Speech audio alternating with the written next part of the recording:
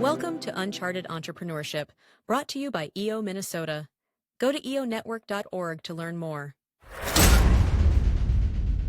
Welcome to this episode of Uncharted Entrepreneurship, sponsored by EO Minnesota. I'm with Natalia Zacharin. She is the founder of Zacharin Consulting. Natalia, go ahead, do an introduction for yourself. Tell us your day-to-day role and one of your passions in life. Sure. So I own an accounting firm. We specialize in bookkeeping, which we can talk about is a professional service. It's not data entry. And in CFO services, fractional CFO services. So we actually work with entrepreneurs in helping them to increase their profit, increase cash in the bank, be able to scale, just understand everything through the numbers.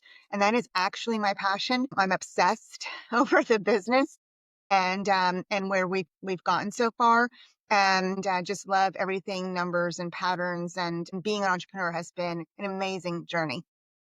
That's awesome. All right, so Natalia, before we get started, you have graciously volunteered to be part of the Free Joke Project, and I have a number-based joke. So I'm going to tell you a joke. Just tell me a rating 8 through 13. So here we go. A man loses 3 fingers in a work accident. At the hospital, he asked the doctor, "Will I be able to drive with this hand?" The doctor replies, "Maybe, but I wouldn't count on it." I would give that a 13, That's great.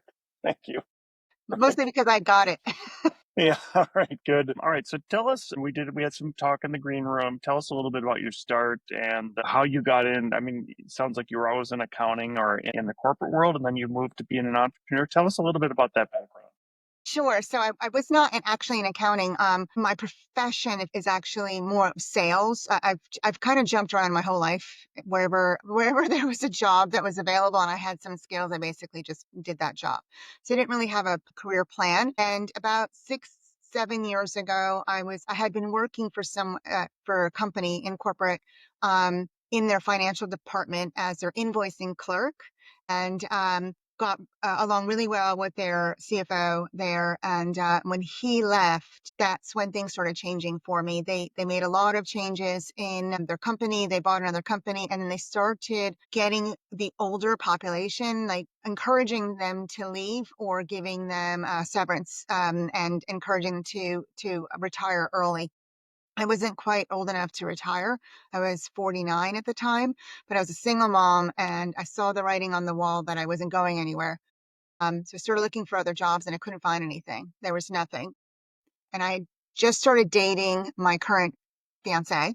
I just started dating him at the time, sitting in a cafe, and he said, "Why don't you just start your own business?" He ran his own business. So he said, "Why don't you just start your own business?"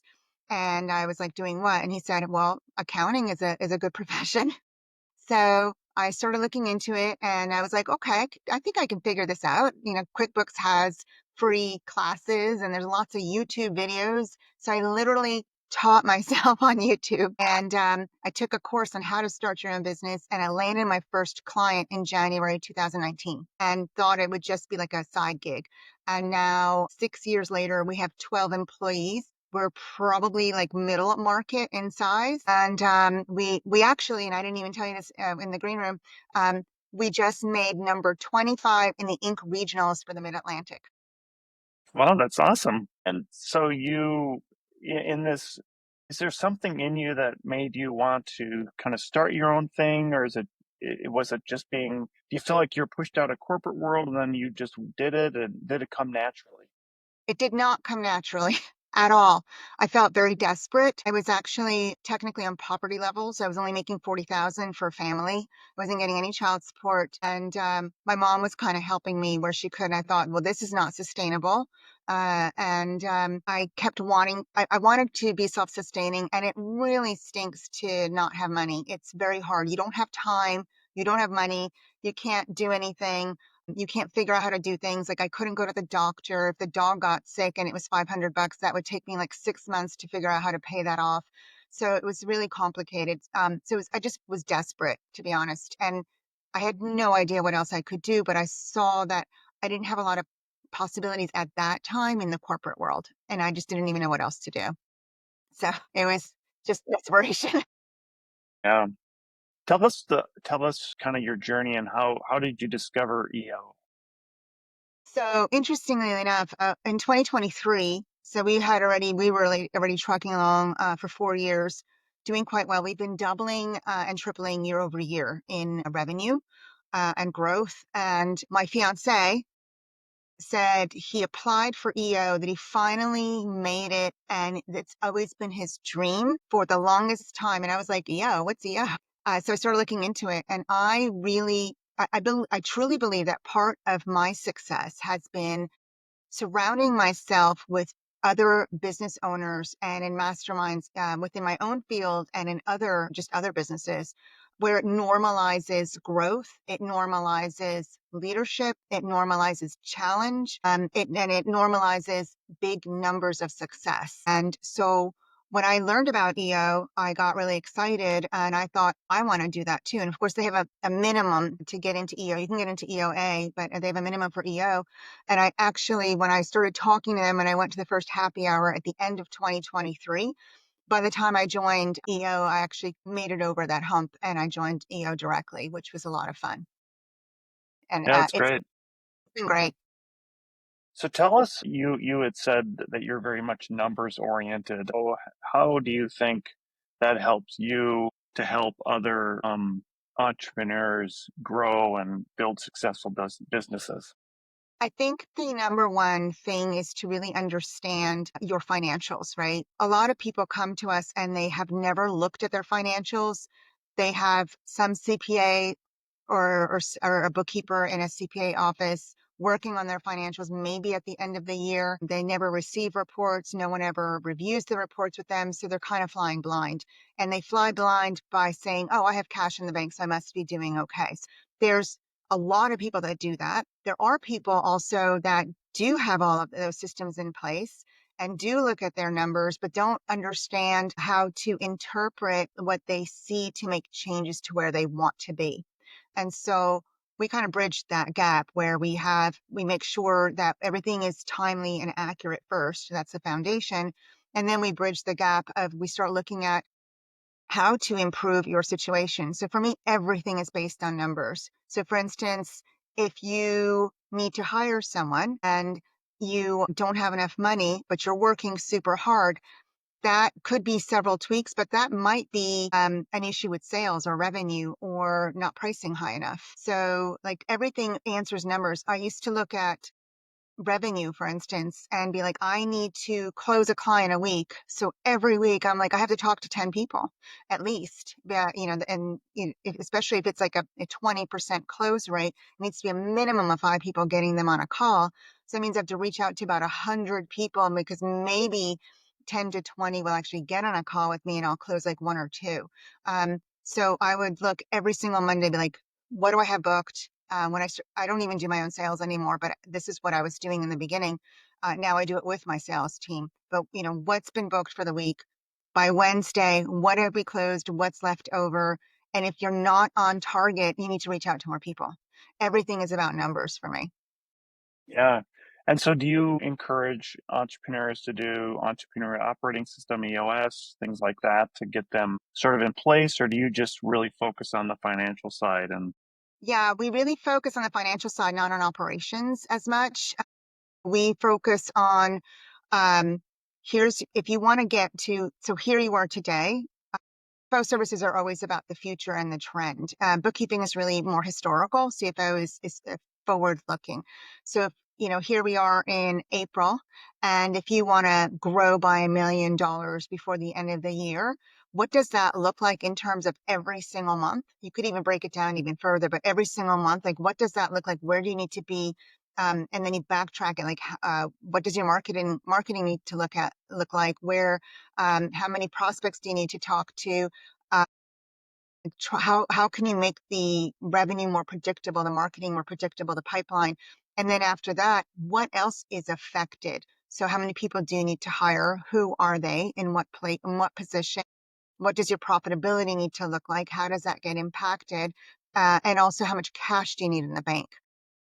Everything is driven by the top line, and then it answers all of the other questions because they're all like little levers, right? I see it almost like I got a huge dashboard in an airplane is what it seems like to me, of like, we just tweak this up and tweak this a little bit down. And that's kind of what we do in the forecast. And then we meet every single month and we talk about the variance and what actually happened compared to the forecast. And that gives you an opportunity to micro correct. So that's what we really focus on, is really are very numbers driven. We're not coaches or mastermind specialists or operations, just strictly numbers. How many times do you hear the entrepreneurs say, well, I look at my QuickBooks every day, I know money in the bank, only to have them come back a couple weeks later and say, why, I'm out of cash. What do I do? Yeah, all the time. Or the good news is, when they work with us, especially on a monthly basis, they tend to ask more questions. I had a client once that received a windfall. So they're in real estate. Real estate is very up and down. It's feast or famine, or at least it can be. And so they closed like 2 or 3 houses in the span of 1 month, and they got all of this cash. And they're like, woohoo, we want to pay off all of our credit cards and this loan that we owe. We want to pay everything off. And I was like, wait, hold on. Let's not spend all of the cash. Let's project out how much you need for the next couple months, because it might be a few months until you close something again that looks like this. Let's just slowly pay things off. So it's just a matter of looking at things. But we have that all the time, where people get a huge influx of cash, and then in 2 days it's completely gone because they paid everything off, and without taking into consideration what else they need for the next few weeks or months. So that makes me think about when somebody sells their business too, they get a big windfall and then suddenly they don't have an income anymore either, right? Do you help entrepreneurs? I mean, I guess the first part is having a good accounting system or setup gets you ready to sell. But after you do sell, there's the next step of knowing that suddenly you just have a big windfall of cash, but no income, right? Budget. I would budget of like, how much do you need for the year? What do you want to do? How much do you need for like daily things? How much do you need for fun? What does that look like? And for how many years? And I would over budget like an additional maybe 10 years, maybe even longer for your lifespan. So I would budget at least till like you're 100 years old, to be honest, because you don't know how much you're actually going to need. And none of us really know. With everything that's happening, we could live much longer. By the time I'm 90, it may be normal to live to 120, So, and you never know. So I think a budget is really, really important. And when I didn't have any money, I was left in a tremendous amount of debt by my ex-husband, and I didn't have any money. I had to get myself out of debt with a very, very meager wage. So I budgeted everything, and I saw that I was overspending by, like, I think it was $8,000 a month at first, because I was used to having a dual income family. And then I cut back on a ton of stuff. And then I saw I still was overspending. So I had to cut back. I went as far back as cutting off. I wasn't allowed to buy liquid soap. I was using like all the leftover soap that I had from all those hotels that you go visit, and no coffee, tea, no fabric softener. That's really extreme, but you have to live within your budget. You either have to make more money or live within your budget. That's the only way there is. Yeah, I mean, that kind of leads me to my next question. A lot of entrepreneurs don't budget. Like, I just think about marketing department and maybe somebody will say, well, what's my budget? Like a new marketing person would come in, what's my budget? Oh, we don't have a budget. Just do what you need to do. And then suddenly the marketing person spends too much, and maybe the owner is upset because they've spent too much, but there's no budget. So, do you have a way of recommending or coaching entrepreneurs Yeah. into being able to do that? There are certain percentages that work well, but the caveat is you have to make sure it's working. So you really want to delineate in your profit and loss statement so you can see it really well.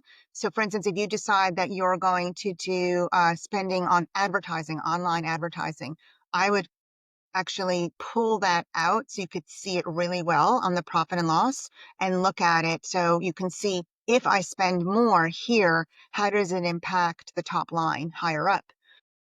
So you can really keep a really close eye. The golden rule is about 10 to 12% of gross revenue. Now, if you have a product, you may want to consider 10 to 12% of gross profit, because if your cost of goods sold is really high, that's really what you're working with. And even that's a little high. I would start maybe lower and ramp it up. But the main thing is you want to make sure it's working, because if it's working, you can increase it if it's working, right? Because then you keep making more money. If it's not working, that's a different story. So you want to make sure from your marketing department or whoever you're hiring, how many leads are we getting? Not clicks. How many leads are we getting? How many are converting into sales calls? And then how many are actually converting into customers? And those, and how much are we spending so you can get like a client acquisition cost, a lead cost, cost per lead. So you want to get all these different measurements and metrics to make sure that it's working, and keep checking on that and keep asking questions. Yeah, so I'm hearing the same thing over again. Keep asking questions. And how do you encourage your clients to ask you as an accountant questions? You think some people don't know where to start? They don't know where to start. I think so when we were just working on the bookkeeping, we don't really meet with them every single month because it's just that's just more of a compliance service, and we do offer that as well. But when we have the chief financial officer service, the CFO service, we start to really talk through things. I ask a lot of questions, and all of our CFOs, like, we start asking the questions, like, what's going on here? This doesn't make sense. This number. So for instance, I had a client who told me that their sales manager was making all these, so the sales manager was making this very high salary. And then they were not closing any new clients over and over again. Every month we'd meet, no new clients, no new clients. And I'm like, well, so what's going on? How many people is he talking to? How many is he reaching out to? So we started like really digging in, asking questions. I started asking the questions first. And then the owner started asking the manager questions. And lo and behold, it took like 2 months. Finally, the sales manager, because the questions started getting asked. At first, he's sticking to his story that, oh, he's making all these calls, he's reaching out, all these cold calls. And then he fessed up 2 months later because he kept asking, because I kept prodding. And he said, you know what? I'm actually not making any of these calls. I'm just putting that into the system. And I was like, well, now that's an integrity issue. Not just is he wasting money, he's basically stealing from, and that's a culture issue. So now the next conversation is, we need to get rid of him because he can't stay. And so like the questions start with the numbers for me, and then we start asking the questions, which forces the owner to start asking more questions. That's great. Natalia, we are quickly running out of time here, and this has been super interesting. Before we do end, though, I give everybody a chance to do a shameless plug about anything they like. What would you like to plug today? So I actually have a page dedicated to this podcast specifically for your listeners. You can find it under ZacharineConsulting.com/UE for uncharted entrepreneurship. So ZacharineConsulting.com/UE. And on there, we actually have a couple of freebies. We have 7 ways to find money in your business now, and then a checklist for a financially successful business. And then there's also a link if you wanted to schedule a call and do a financial consultation with us for free. There's a link there too. That's great. And you work with anybody in the U.S.? I work with anybody in the U.S. Yes. Perfect. All right. And how can people get in touch with you? That's probably the best way, ZacharineConsulting.com/UE, because we have our link there as well. And that's, if you scroll, it is connected to my website as well. So, and we're on LinkedIn and Facebook and all the places, Instagram as well. That's great. Natalia, Zacharin, thank you. Thank you so much for being here today. It's been such a great conversation. Thank you so much for having me. It was a lot of fun. It was really nice to meet you.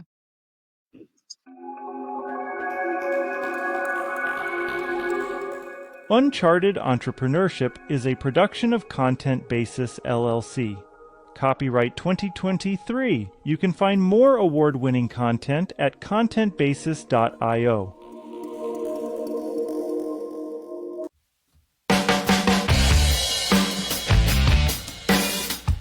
And that wraps up the latest edition of Uncharted Entrepreneurship. Bold tales from entrepreneurial trailblazers. I'm your host, Brent Peterson, signing off after an incredible fireside chat with one of our intrepid trailblazing guests. Their first-hand perspective on conquering the unexplored wilds of business is just a taste of the rare wisdom you'll discover from pioneering entrepreneurs on this show. I also invite you to join me each week for insider commentary on the startup scene and digital marketing landscape on my Talk Commerce podcast. You can find Talk Commerce wherever you download podcasts or go to talk-commerce.com. I'd be grateful if you left a review and rating for Uncharted Entrepreneurship to help more bold founders find their way to game-changing insights that empower ventures to transform communities. This is your host, Brent Peterson, signing off for now. I'll see you around the virtual campfire next episode as we embark on another adventure into the great entrepreneurial unknown.